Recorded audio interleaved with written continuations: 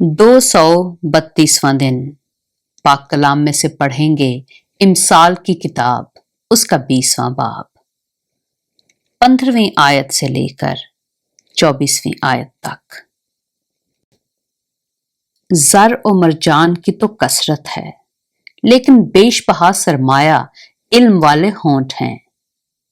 जो बेगाना का जामिन हो उसके कपड़े छीन ले, और जो अजनबी का जामिन हो उससे कुछ गिर्व रख ले।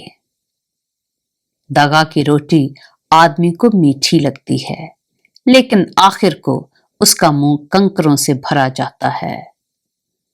हर एक काम मशवरा से ठीक होता है, और तू नेक सलाह लेकर जंग कर। जो कोई लुतरापन करता फिरता है राज फाश करता है, इसलिए तू मुंह फट से कुछ वास्ता न रख। जो अपने बाप या अपनी मां पर लानत करता है, उसका चिराग गहरी तारीकी में बुझाया जाएगा।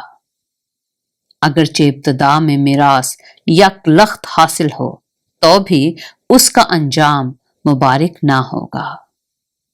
तू ये ना कहना कि मैं बदी का बदला लूंगा। खुदावंद की आस रख और वो तुझे बचाएगा।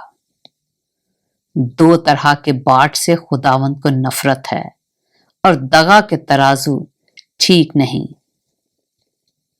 आदमी की रफ्तार खुदावंद की तरफ से है, बस इंसान अपनी राह को क्यों कर जान सकता है। पाक कलाम के पढ़े और सुने जाने पर खुदावंद की बरकत हो।